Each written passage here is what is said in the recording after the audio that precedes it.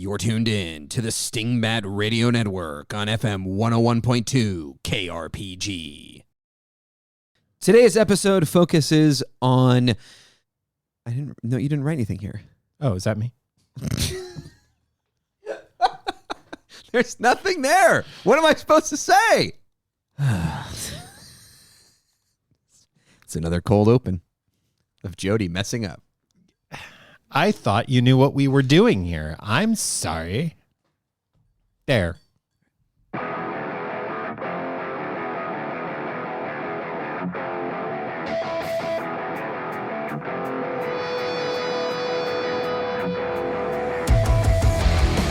Welcome to Dungeon Master Diaries, a podcast about Shadowdark and other role-playing games, where two GMs talk about their recent experiences at the table and hopefully give you something useful that you can take to yours.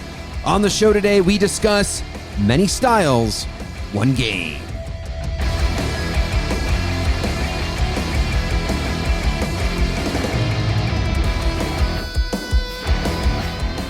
Hello there, sages and adventurers. My name is Matt, and with me, as always, is my good friend and GM colleague, Jody. Jody, how you doing? I'm good, dude. I'm in that magical spot right between places. Ended one campaign, getting ready to start the next one. The world is my oyster or notebook, as it were, in the hobby. I've been drawing stuff. It's a magical time of year. It's the beauty of running those short micro campaigns, my friend. More on that in a minute.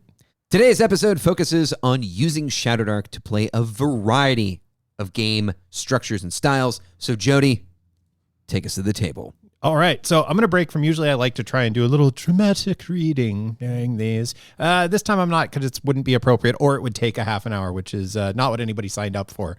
So what did I do? I ran a 3-session micro campaign. So there was a story arc, beginning, middle, end-ish, in 3 parts, and each game was going to play out however it was going to play out. The first game you may have heard about, we ran Cry of the Stingbat, the Gauntlet. So we began with the Gauntlet and killed a whole bunch of people, had some laughs. It was great. The thing about that style of game is you have a bespoke dungeon, a dungeon map, and then you are using, because of the way that one's written, the random tables in Shadowdark to see how things evolve and occur to the players as they work through the map. So that's one way of approaching things. You have a known space, and then you just see what's generated and what shows up. The second game session took us to the ancient Tower of Xenopus. Those of you who know your base BX, your basic, you are well aware of this classic introductory adventure. Ran it more or less converted to Shadowdark. Was pretty easy to do from those old BX things. Now that's a bespoke map. Everything's already laid out. You know the critters that are going to be in there. You know the random wandering monster tables. You know where the treasure is. It's all there. And you as the GM are just taking your players through the map and seeing how they experience. Do they go left or right? What's at the end of the tunnel? I poke it with a 10-foot pole and see what wiggles. So that's the middle session. The third session, our intrepid adventurers made a speed run of the Towers of Xenopus and went into the third game and said, this place is beat. We out. By the way, what's outside? I don't know. And it was totally like just generative. We were just freewheeling together. Players were giving me wants. I was giving them information, and we just kept going and experiencing the world, and keeping with the BX theme, did some excellent overland travel. Cause that's what that was terrible. In the X of BX, for those who don't know, the X game took the game out of the dungeon. You got to go experience the world in random tables, and not intentionally on my part. This was not planned, because I thought we were going back into pilfer the rest of Xenopus and his ruins. And you silly man. Players said, did you have a plan? And off they went. So yeah, we did overland travel and just random pure generative. No map to speak of other than just a very general area map and seeing what came up. So 3 very different styles of game experience, especially on the GM side of things. And thought it might be fun to talk about how Shadowdark tied the whole darn thing together. All right, Jody, let's gather round the fire and talk a little bit about your experience running these 3 sessions that contained very much individual styles of play and structures of game. It should be mentioned, though, you didn't mention this in your little introduction there. I'm sorry. The person sitting across the table from you played in these sessions, and so can provide perhaps a perspective from the player side of things. Yeah. Now, if you don't want my perspective and you just want to kind of talk about your experience, that's fine. I know when I'm not wanted, but I want to start from the top. Let's kind of, you give an overview of these three sessions. I want to ask you from the top, what was your kind of highlight and low light of these, a rose and a thorn, if you will, Jody. Oh man, we're not at work. Don't make me do that. One of my give me a highlight though, like from these things. What? Yeah, no, I got you. What jumps out at you? What's the thing you remember as being like a win or a success? And then, tell me something that maybe you want to come back to. And we can talk about how to do it better next time. I'm going to take this from not what was a fun moment for that I really enjoyed watching my players X, Y, or Z, but as a GM. And thinking about the GM practice and like how to GM and being conscientious about that. Yeah. The highlight for me was definitely Towers and Opus and getting to watch you all plug away at this very classic dungeon that I knew of as an artifact, like that this dungeon exists and it holds this kind of fun little lore place in the history of Dungeons and Dragons and role-playing games. And it was kind of the first vehicle of like, hey, teach people how to actually play this crazy game that is RPGs. So that was really fun to, in a weird way, like explore that piece of history. That was deeply enjoyable.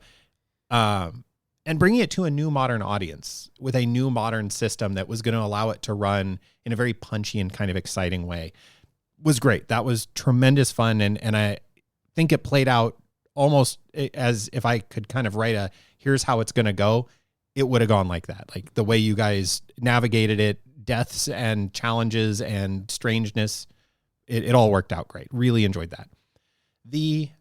Not that I didn't enjoy it, but the most uncomfortable point of the thing for me was what I'll phrase as the exploration of Dreadwood, the overland travel. You guys left town somewhat forcibly by just choices and roles presenting themselves. And we were just totally freestyling, and totally freestyling is a thing that I am just real uncomfortable with as a GM. I've joked on the show in the past of don't lead my players into ambiguous decision spaces, and I somehow managed to do it with alarming regularity, and it didn't happen. So it ended up being really good, but as a GM, that was like sweating bullets and a little nervous for that few hours we spent exploring the region around Saltmarsh. So those were my two. So as a player, because I am curious, what jumped out or lagged for you? What was your where was the juice for you? My highlight was the group, and I want to kind of say this at the top of the episode here, because a lot of the stuff we're going to talk about, I think, is probably reasonably group dependent, or at the very least, we'll kind of call out when this particular group of players kind of made something possible, because we all seem like we were oriented, like our imaginations were oriented in the same direction, and also that our preference for what to do next, our characters and as players, was also kind of oriented in the same direction, and that was really helpful. I think in some of the games that you've run for me in the past, the characters and the players have been on different pages. You've been on a different page than like us as players in terms of where we want to go and where you kind of expect us to go. Again, you run a much more, planned style of game, right? A module that has a beginning, middle, and an end, an adventure, a plot, right? And we've talked on the show in the past about how neither of us think that that's a bad thing. Just to be very clear. Yeah. However, what you were talking about, those ambiguous spaces, those didn't happen. And I wasn't worried about them happening, but I think that this group and the positivity, the desire for adventure, and just us as players being interested in doing the thing that you had laid out as kind of our adventure for this 3-session arc, it worked out really well. The only thing that I will say that there was kind of a low point for me was I know this kind of is like answering a job interview question, which is like, what is your greatest weakness? But like, I just work too hard.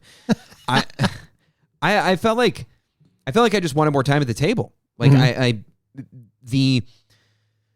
you said we had a beginning, middle, and an end. I think is how you phrased it. That this campaign had a beginning. Yeah. The end was kind of a cliffhanger, and our characters had learned about the world. We had like expanded one ring out from Saltmarsh. In fact, many rings out. Like we have this city now that's to the north that we're really interested in going to, and all of our characters have reason to go there.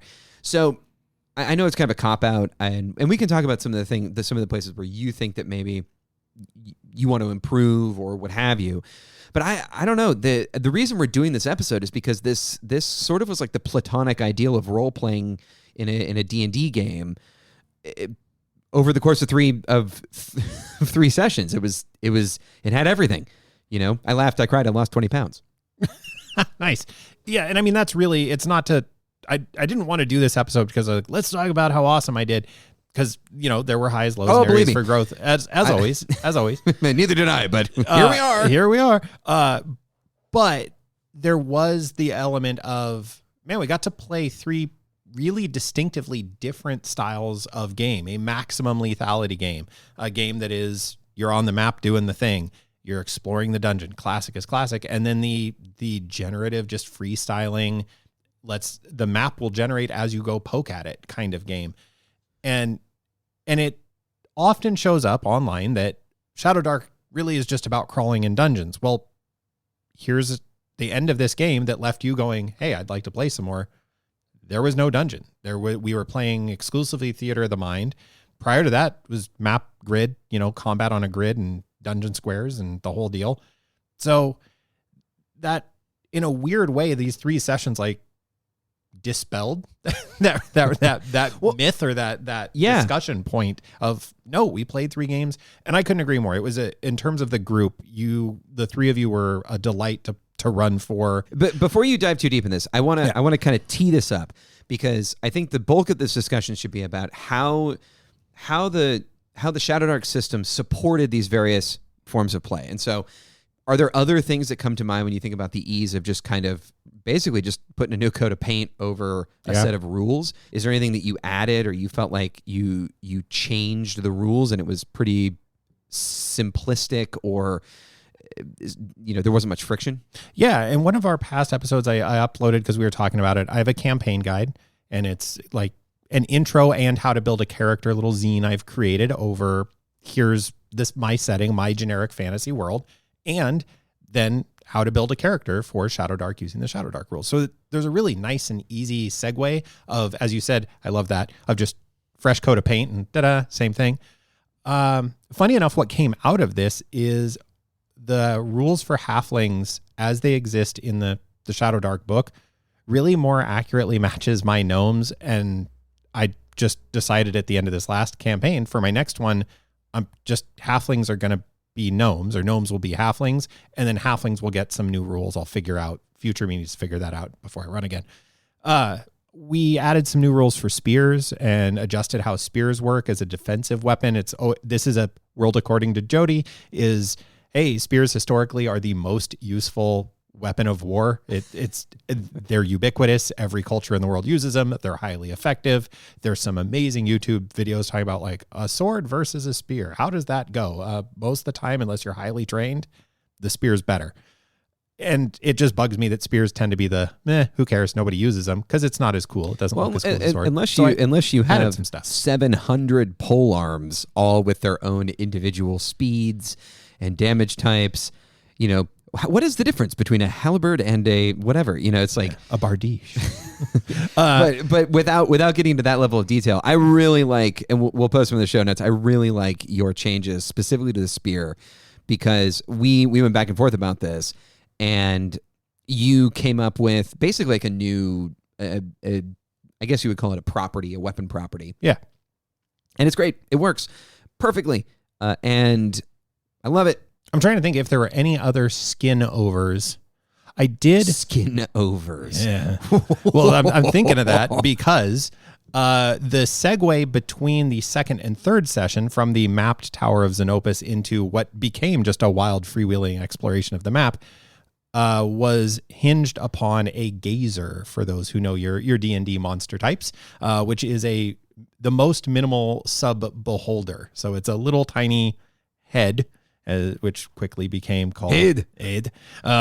With 4 stalks, and it's like a puppy dog. It's got animal-like intelligence. And we ended on a cliffhanger, and I went, I don't know what's going to show up. So I rooted around in my miniatures box, and lo and behold, I had a couple little gazers sitting there, and went, this under a wizard's tower that's long abandoned, but there's still a lot of magic energy bopping around. Yep, this feels right. And it ended up hilarity ensued. What was the process for creating a monster? So we've talked about monster stat blocks in the past and how interpreting them it gives you a lot of creative license. But talk to me.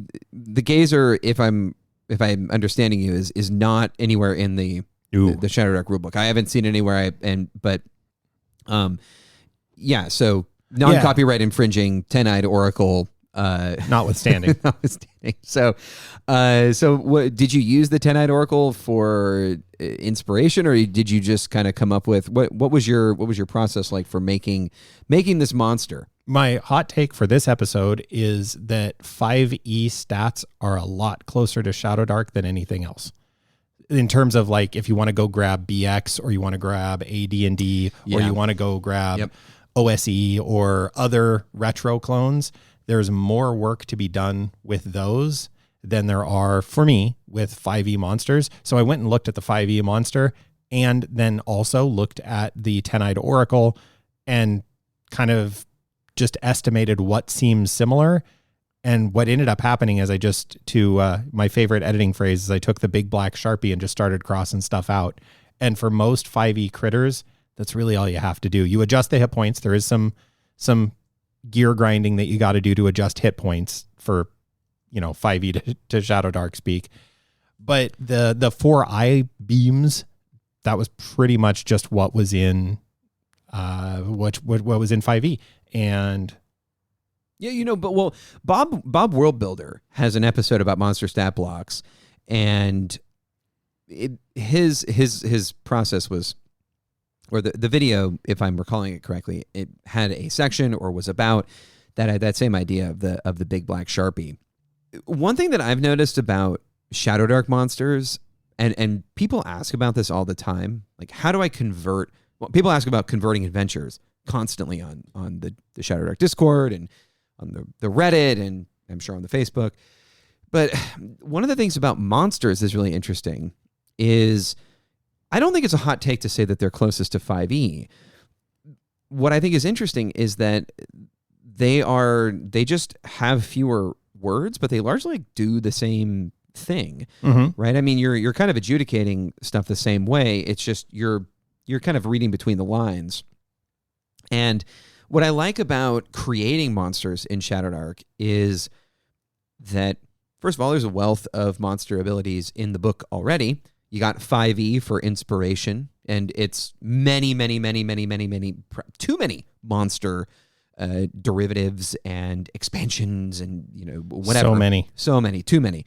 But at the end of the day, when we're talking about this is basically a first to second level adventure, 3 sessions. We're not getting past level 2. 0 to 2. Excuse me. Oh, thank you very much.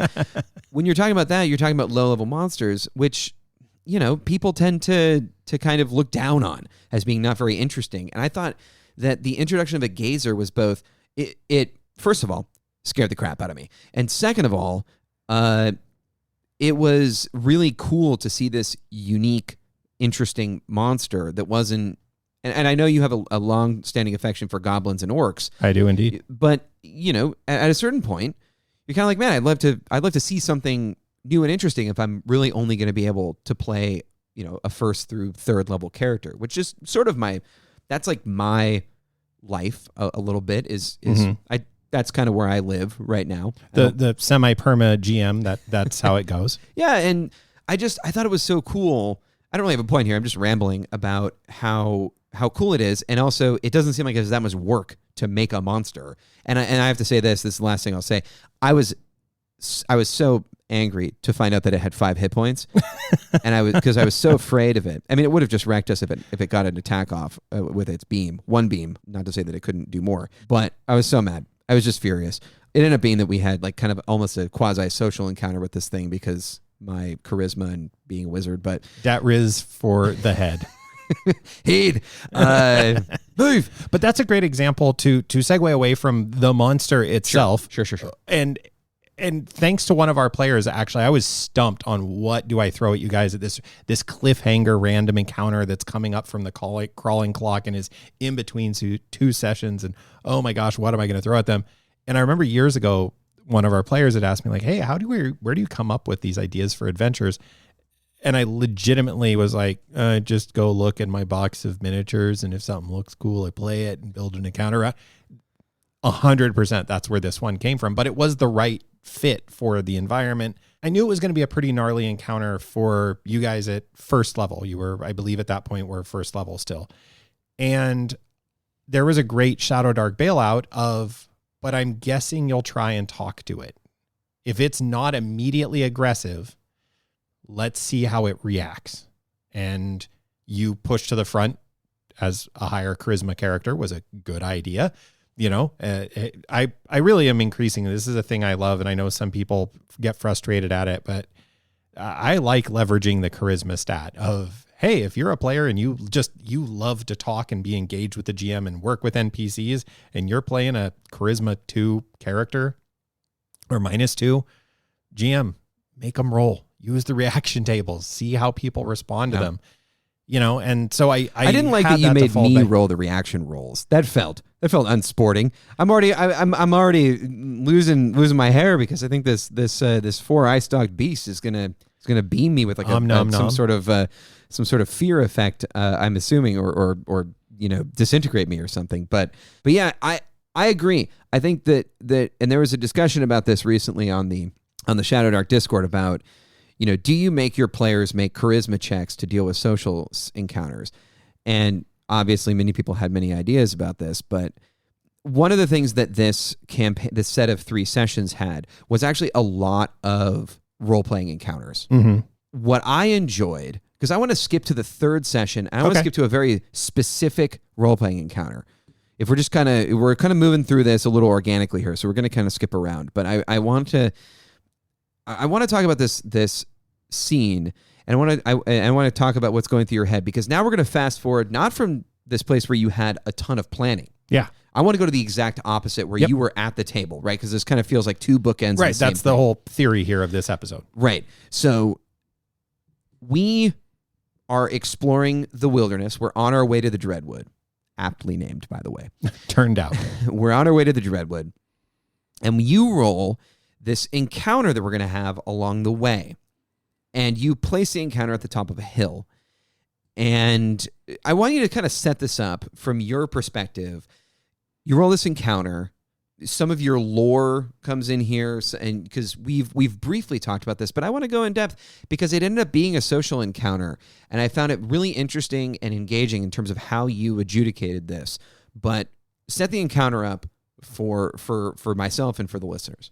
Okay. So before we get to the encounter, there was a unbelievable series of just random rolls. You all went carousing. Yeah, here we go. The carousing was in and of itself not remarkable. What was remarkable is you all rolled the exact same result, which was you got into a bar fight. Now, the big umbrella of this adventure setting is there's this festival going on that's bringing people to this small coastal town because it's this huge gathering point festival. So I randomized between the taverns that I knew in town and the festival itself. And of course, the random roll said, you guys caused a ruckus at the festival, not just at a tavern. No. Out in the streets of the festival, the 3 of you collectively really made a scene of yourselves. So kind of rolling with what is the vibe and some stuff we'd already covered about there are guards around town and they're pretty active and involved. They keep the peace pretty aggressively, not in a malicious or bad cop kind of way, just in they don't let the festival get out of control, and you guys got out of control. So I kind of began rolling with that and gave you guys the option, because you'd actually met the head of the town guard, of, hey, well, you can either go to jail. That's no fun, but you could go to jail, or you could ride out with these outriders and go do some civic service with them. And then that became the adventure, because of course you guys were like, yes, I would rather not spend 2 hours at the end of our session sitting in jail. You're going to make us sit there in real time. Yeah. Real time is an essential part of clear schedules. Call out of work, because we're going to be here for days. Yeah. You cannot play these characters. You want to play with the real time torch? We're playing with real time jail. There it is. It's called immersion. So anyway, you guys set out, and I grabbed, because I didn't know where we were going. Like, this is, again, as you said, no planning outside of the town, and we are headed out of town because of these series of rolls said so. Did you know the general kind of vibe of the area though? Like, did you kind of know? Let me ask you about the Dreadwood. Did you know that the Dreadwood was going to be awful, or were you just kind of like, it is a wood? It's called the Dreadwood. There's probably some monsters inside. What did you know about the kind of general area, if anything? Yeah. So thank you, 5e Giant Campaign Adventure Books. The one, Sinister Secrets of Saltmarsh, or Ghosts of Saltmarsh, which includes... It does indeed. Sinister Secrets of Saltmarsh. Really fleshes out not only the town of Saltmarsh, but the area around it. And once I decided I wanted to use that setting, I'd done my reading around, hey, what's around here? And then began... What I do, my setting is just, I steal whatever I like, and there's a lot of... Neverwinter and Faerun and that kind of stuff is in there, but there's influences from all over the freaking place that are just, I sprinkle them on this great big map as I like, and then it's easy for me to remember them. So this area in Ghosts of Saltmarsh, I'd read up about, and then went, well, if people go start poking at it, then I'll have to flesh out and go, how does this really work? Which gets to the original point of your question. So I grabbed the Overland Travel random encounter tables, which, if I'm really being honest, the random encounter tables that are presented in Shadowdark, the 2-page spreads, D100, I've been struggling with them. I haven't found them to be very useful until now. Until it was, no, you are going out, and one of the kind of core components of BX style overland travel is, a dragon might swoop down and torch you, but we're level 3. Yeah, but you're just out in the wilds. The world is not tailor-made. You haven't found a dungeon that is like, hey, it sounds like this is the kind of thing we could deal with. No, you are just out in between places. It's why there are little city-states with walls and things, is because the stuff that's outside there is freaking horrible. So yes, the Dreadwood I knew was bad news. And based on some recent play experiences, I knew that the tables in the Shadowdark book can be really bad news. Like, it can get away from players and GMs really quickly. They feature in the Cry of the Stingbat, and I actually leveled it down. You're supposed to use the deep caverns, which are insanely gnarly. You can have like groups of minotaurs and trolls show up to eat you. And I'm like, these are level 0s. 4 orcs is lethal enough. It will kill them just as effectively, and at least they feel like they've got a shot. So I rolled up, and what I rolled up on the overland or the grassland encounter table, because there was a stretch of open expanse between the city and this wood, was 2d6 berserkers. And I kind of pondered on that and went, well, in my world setting, what is a berserker? I have Viking folk, but that's not what a berserker is. And in my setting, I've known this for a long time because I've used old modules in other locations. They're like Neanderthals. They're kind of these more, I don't know, Paleolithic, if you will. That's probably not right. But just these Neanderthal vibe guys, and they are common to the north. So I went, it's a northern hunting party that's up here for some reason, and they'll include some of those guys. That's kind of fun and weird. And I know I had 2 Nord players, or 2 players playing Nord characters, and just kind of on the fly went, that would make this work. So I rolled a random thing and then went, how do I put a Band-Aid of flavor over it to make it feel fitting and interesting? And then just present you guys the choice of these scouts that you had set out with. The Outriders are effectively a scouting party. Hey, they're going to give you some information, and you as players can make your choice. And literally, I just had the captain of the group you're with, or the sergeant, go, we can push around them and go into the night on a forced march around this hill.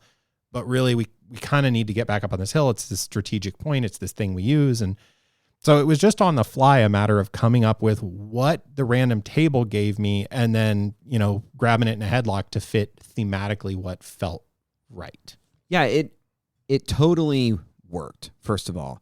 Second of all, I think this is another example of using random tables, not being used by them. Yeah. Right? Like again, we've lamented this in the past, but I think the way that you did this is the exact way that random tables are designed to be used. And having now looked through some of these random encounter tables more thoroughly and with a little bit more of a discerning eye after you mentioned to me kind of in passing that you found them very useful for this and you hadn't found them very useful for the dungeon, I have to agree with you that some of the encounters in there can throw such a curveball in a dungeon that has an ecology and a theme and a vibe, right? When you're out kind of, in the grassland or whatever, you have more flexibility with how the encounter takes shape, where it takes shape. Does it, you were able to place these people on the top of a hill, which meant that we had this disadvantage in terms of if we were going to attack them, which is a very interesting tactical and strategic problem to solve. And I also have a similar reaction where, this kind of fealty to random tables really is starting to, I'm starting to even more kind of understand why I find it so frustrating, because when a random table tells you to insert something into your game that just doesn't really make sense, or for you that you have reasonably sophisticated world lore about what's going on, it's like I'm glad you were able to make that change on the fly and that it worked out. And I think that it, first of all, was seamless, but it also is a good example of just not being beholden to the die roll, but using the die roll to inform an encounter that makes sense in the world and is also fun. And that's what this was. It was like it provided us with an opportunity to send our two Nords up there. Mm-hmm. Like the guy with the best charisma, my dwarf wizard was like, "No, thank you. I was thinking up ways to try and murk these guys." Yeah. And our two Nords were like, "No, we're gonna go talk to him." And it ended up working out. And it was a tense evening where our characters didn't really sleep, and it was cool. I forgot about that. The cost of you guys negotiated this truce, so you get to stay up all night on watch, while the rest of us sleep. Right, and then I of course in the morning, as a player was like, "Excuse me, teacher, didn't we have homework to do?" And I asked you if we get exhaustion for staying up all late, all night, and you promptly said yes, and everyone yelled at me. Well, only when you were like, "Can somebody hold my gear?" Because that exhaustion used up. If you don't know, we use an exhaustion mechanic that uses up gear slots, and took up the rest of Matt's character's gear slots. Hey man, I didn't need that flint steel anyways. So I can cast light, and it never fails. It never failed. Interestingly enough, if you recall from Cry of the Stingbat, you had a what I thought was a pretty funny encounter with some dwarven miners. Sure, they were a product of this table, and going, "What the heck are these miners doing here, and how do I work them in?" And that one actually felt pretty disjointed. Right? Yeah, like that. It did. It worked. It worked, but it was. It passed the refrigerator test barely, right? Like you managed to kind of pull something out from nowhere, but that encounter felt much more disjointed because it did have that air of like, what are these guys doing here? Yeah. And then when we started to go through the dungeon more, it was like, how did they get down here without? What about the bugbears? How did these guys get? But so you just kind of start asking yourself like, why is this thing here? And if you roll up something that doesn't make sense and try and force it in the game, it can be really, when you have a carefully crafted dungeon, or even if you don't, but you're at least trying to be careful about the ecology and about the kind of theme, it can throw a wrench into your plans. So I love the call out that these tables were useful at the table for Overland. Those tables might be more useful in terms of like planning a dungeon when you're prepping rather than using them at the table when you roll a random encounter. Right, and getting that inspiration from the table to fuel your imagination, and as you're doing your planning, they're phenomenal for that. I've mentioned a bunch of times, even today, that the ambiguous decision space is my Achilles heel. Like, man, I fight to stay away from that. So it was important to me that as we headed out in this overland travel where I didn't know what was going to happen, partly from lots of conversations with you and being better about being transparent with my players, that I just told you guys, we are going off the map. I do not have a plan for what's about to happen. Bear with me, and we'll figure out, we'll see what happens when you leave town, because we don't know. And I really appreciated that. It did feel like, it sounds silly, but supportive. I felt, oh, these guys are playing with me and they're agreeing to, like, look at me being awkward and doing the weird thing. And that we had a lot of fun with it. And there was also the element of, because you were wandering during travel into these 2d6 berserkers, that I was like, that's too many, it'll eat them. And it was weird with the ecology of this area, in contrast to that scene where it was just something showing up in front of you. When you guys went to Dreadwood, I went, nope, Dreadwood is awful. You were told the whole reason this mercenary outrider group exists for this town is to keep a wraps on Dreadwood, that it is bad news. So there, I just let the table rip. And I went, you know what? If a dragon shows up, a dragon shows up. If 2d6 beholders show up, 2d6 beholders show up. As it were, it was an Otyug and a 2d6 wood elves who immediately were aggressive and wanted you dead, and were pretty darn effective at it. So I didn't mind that being an immediately aggressive encounter with, no, you're not role-playing with these guys. You're not chit-chatting with the Otyug, because that, I don't even know how that would work. And that was another way of using the table in a generative way that felt supportive, but also nobody was going to be shocked when they went in the woods and something bad happened. No. And this is actually the last thing I want to talk about. We are very, very much a tactical combat, if not on a grid. We don't always use a formal grid with, squares of movement, but we often do transfer near distances to 30 feet and use that to measure and things on our little tactical miniatures, grid maps and whatnot. Because we like toys. We're not gonna apologize for it. We like toys. Give me models to paint. How was it from your perspective doing an entire combat theater of the mind, which is out of both of our comfort zones and something that I don't actually have that much experience with in Shadowdark. And I want to talk specifically about the abstract distances and whether or not you found them useful and helpful, or if you found them to be cumbersome in any way, because this is the other thing that constantly comes up as questions is like, how do I use these distances? How many nears are in a far? They don't actually have any real connection to each other, interestingly enough. It's 4. There are 4. Okay, that's, to say that definitively is just asking for trouble, Jody. But I can't wait for the comments. It was fine. And I thankfully have a fair amount of experience, more so as a player running and playing in abstract, theater of the mind combats than I do as a GM. And what I've learned as a player is, so when does theater of the mind combat go, so wrong, is when distance becomes the single decider of how the combat's going to resolve. You have to start playing fast and loose with distance if you're going to play theater of the mind. So my strategy that hopefully worked, and it sounds like it did, was in that combat giving you guys landmarks, not in terms of measures of feet or necessarily even using the natural language of Shadowdark of close, near, far, but talking about, okay, there was a trap sprung because the encounter specifically calls out that there's a group of elves following you and they're going to trap you. They're looking to trap you. So the character that was taking their turn, because that's kind of how this mercenary thing is, you have turns going to explore the woods, and it happened to be one of our player characters, not part of the troop, got trapped in a net. And I said, okay, well, you're trapped in this net. We did some rolls to see how that went. Okay, you are two moves, if you will, away from the edge of the woods. And we're going to see if you need to spend your whole turn pulling this net away or not. Okay, you guys are close or near, as it were, to use Shadowdark language, near the woods.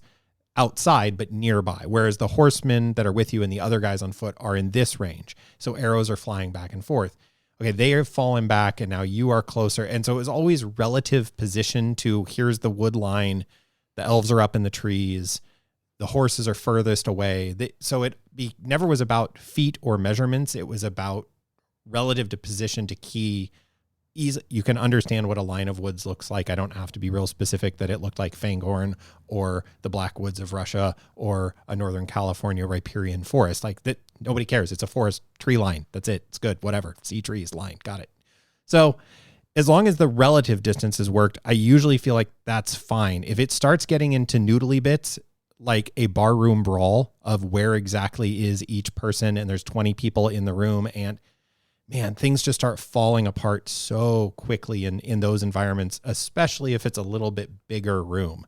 Thankfully, some past sins of my own and other GMs informed the kind of tone of how I wanted to approach that particular encounter that allowed it to be theater of the mind. The Otyugh encounter was the Otyugh eats a guy. You guys want to deal with that? He's getting eaten. And everybody was like, well, that seems awful. Do we go after him? And the guy in charge was like, he's not in our party. And the guys we're with don't seem to be they're too they're like, that sucks. By the time we get to him, he will be in its belly. Okay, bye. That's what's in there. Okay. Next.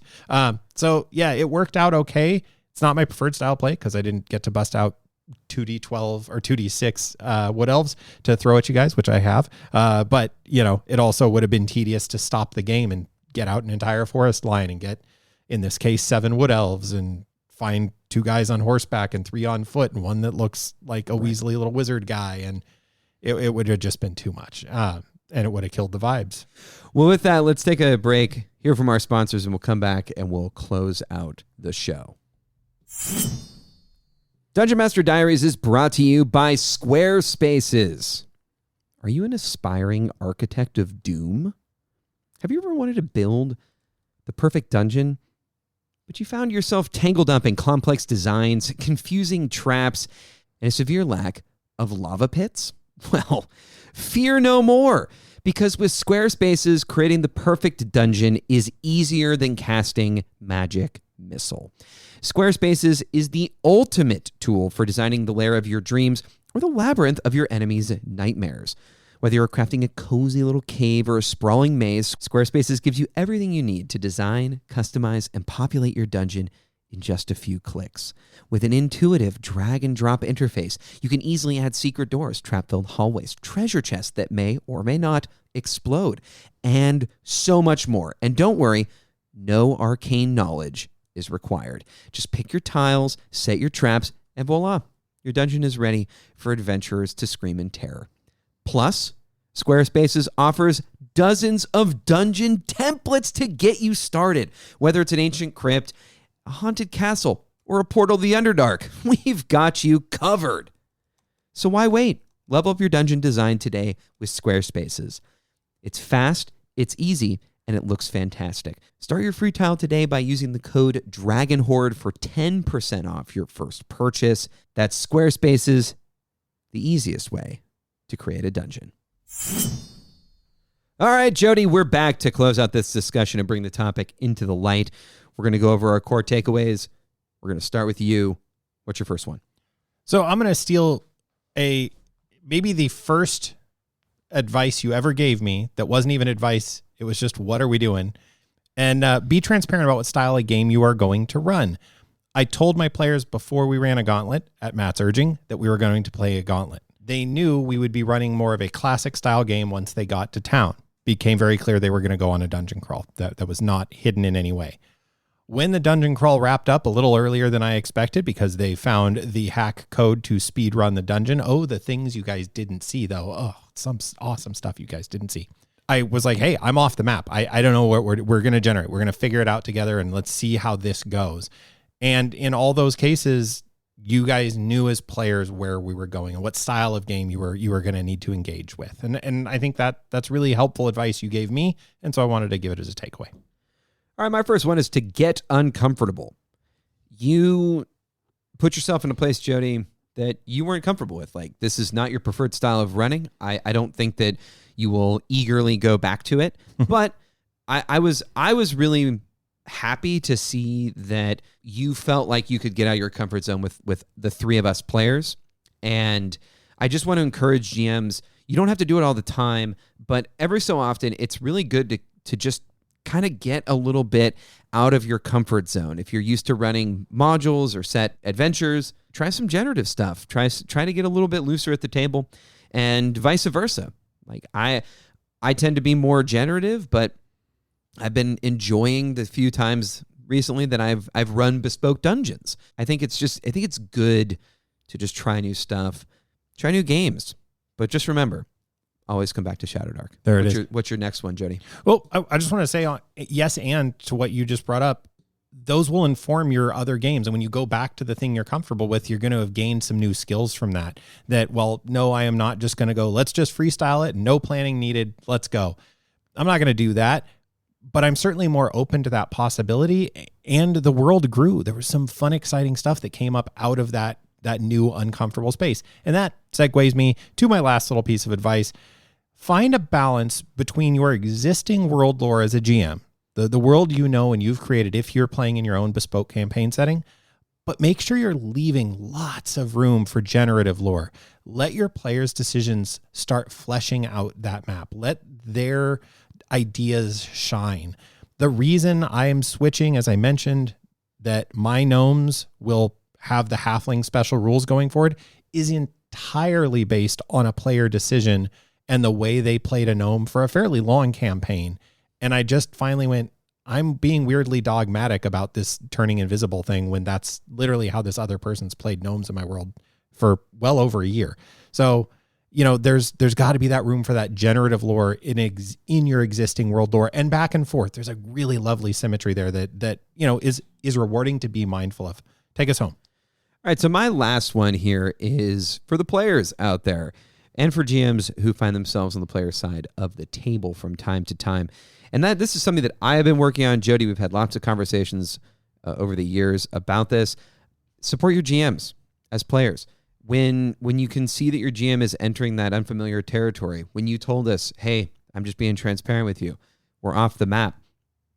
I saw it as my job to support you in asking what I thought were questions that would give you the opportunity to either expand the world or would help kind of move the story forward. I try to grab onto any hooks or interesting bits and bobs that you kind of threw out there, and I just try to be helpful. I tried to be a player that wasn't going to make things even more uncomfortable. And I think all too often players can get in that habit of just be sitting back, relaxing, looking at their GM and saying, what are you bringing today? And playing a more active role and actually trying to actively support is really helpful. So figure out what your GM needs from you as a player and try and bring that to the table. All right, friends, as the torchlight grows dim, we hope you're able to find something useful in our discussion today that you can take into one of your future games. If you have any questions or unique experiences from your table that you'd like us to discuss in a future episode, head over to the Dungeon Master Diaries thread on the Shadowdark Discord channel. Look for links to any materials we referenced. There were a bunch in this episode, in the show thread or in the show notes or whatever. And if you'd like to reach out to us directly, you can find Jody on the Shadowdark Facebook page under the handle Pezman. And you can message Matt via Discord using the handle SCMatt. Until next time, later, nerds. Dungeon Master Diaries is a production of the Stingbat Radio Network. It is produced by Jody Kropholler and edited by Matt Bruner. Our intro and outro music is composed by Christian Schuster. And Dungeon Master Diaries is an independent production and not affiliated with the Arcane Library, LLC. Shadowdark RPG is a product of the Arcane Library, copyright 2023.